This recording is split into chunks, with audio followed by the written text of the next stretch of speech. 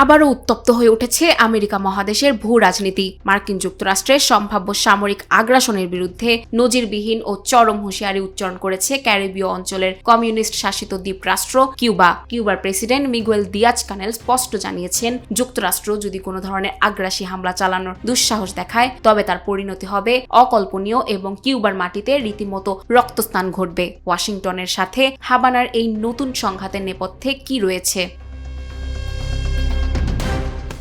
আমেরিকার একেবারে দোরগোড়ায় অবস্থিত সমাজতান্ত্রিক দেশ কিউবা কয়েক দশক ধরে ওয়াশিংটনের নানা নিষেধাজ্ঞা ও চাপের মুখে থাকা দেশটি এবার সরাসরি সামরিক সংঘাতের মুখোমুখি দাঁড়িয়ে। গত সোমবার সামাজিক যোগাযোগ মাধ্যম এক্সে পোস্ট করা এক বার্তায় কিউবার প্রেসিডেন্ট মিগুয়েল দিয়াজ কানেল যুক্তরাষ্ট্রের প্রতি এই কঠোর বার্তা ছুড়ে দেন।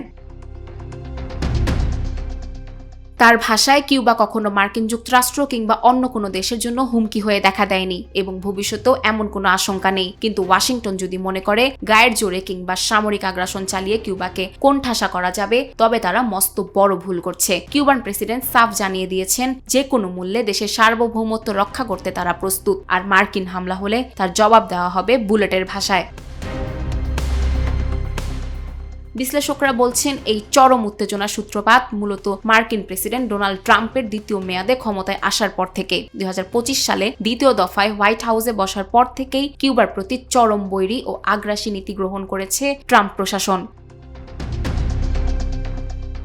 ইতিমধ্যে মাত্র 2 মাস আগে কিউবার উপর কঠোর জ্বালানি নিষেধাজ্ঞা আরোপ করেছে ওয়াশিংটন। এই নিষেধাজ্ঞার মূল শর্ত হলো, পৃথিবীর কোনো দেশ যদি কিউবাকে জ্বালানি তেল বা কোনো প্রকার শক্তি সরবরাহ করে তবে সেই দেশের ওপর মার্কিন প্রশাসন নিষেধাজ্ঞা চাপিয়ে দেবে। মূলত কিউবার অর্থনীতিকে সম্পূর্ণ অচল করে দিতে এবং দেশটিতে জনরোষ তৈরি করতেই ট্রাম্প প্রশাসন এই কূটকৌশলের আশ্রয় নিয়েছে বলে মনে করছেন আন্তর্জাতিক বিশেষজ্ঞরা।